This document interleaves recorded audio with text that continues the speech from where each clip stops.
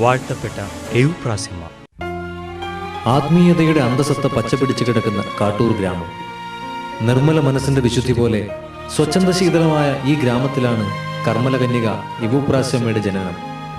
ഇവിടെ എലുവത്തിങ്കൽ തറവാട്ടിൽ അന്തോണിയുടെയും കുഞ്ഞേത്തിയുടെയും മകളായി 1877 ഒക്ടോബർ 17 ജനനം. ഈ പെൺകുട്ടിക്ക് അവരിട്ട പേര് റോസ എന്നായിരുന്നു. ദൈവഭയവും ക്രിസ്തീയ ചൈതന്യവും കുടുംബത്തിൽ തളം കെട്ടി നിന്നിരുന്നു. ദൈവിക കാര്യങ്ങൾക്കായിരുന്നു അവിടെ മുൻതൂക്കം. എന്നും എവിടെയും ഏതിനും അഭയം കണ്ടെത്തിയിരുന്നത് പ്രാർത്ഥനയിലാണ്.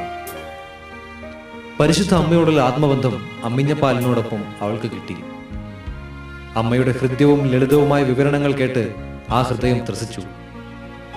തന്റെ അമ്മയുടെ കൈകൾ നിരന്തരം ജപമാലയിലൂടെ ചരിച്ചുകൊണ്ടിരിക്കുന്നത് അവൾ എത്രയോ സൂക്ഷ്മമായി നിരീക്ഷിച്ചിരുന്നു. മാലാഖമാരുടെ രാജസ്ത്രീ ആരാണ് എന്ന ചോദ്യത്തിന് പരിശുദ്ധ കന്യക തന്നെ ദർശനം നൽകി ഉത്തരം കൊടുത്തു. കന്യാസ്ത്രീയാകാനുള്ള അനുവാദം പിതാവിനോട് അപേക്ഷിക്കാനുള്ള നിർദ്ദേശവും കൊടുത്തു. അവൾ എന്തൊക്കെയോ കണക്കുകൂട്ടലുകൾ നടത്തി. കന്യക, പുണ്യവതി, തപസ്, പ്രായച്ചിത്തം, മൗനം, നിരന്തര പ്രാർത്ഥന, പല ആവർത്തി അവൾ ഇതൊക്കെ ഉരുവിട്ടു. ആ ഇളം മനസ്സിൽ അവൾ ഉറച്ചു, എനിക്കൊരു പുണ്യവതിയാകണം, അറിയപ്പെടാത്ത പുണ്യവതി. ഇത് തന്നെയായിരുന്നു ആ ആത്മാവിന്റെ നിത്യമന്ത്രം.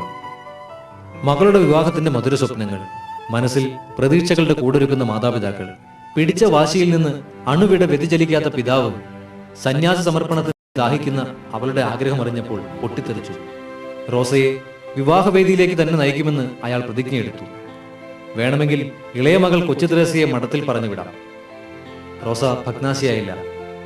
തന്റെ മനസ്സിലെ ആഗ്രഹം പരിശുദ്ധ അമ്മയുടെ പാദത്തിങ്കൽ അവൾ അർപ്പിച്ചു.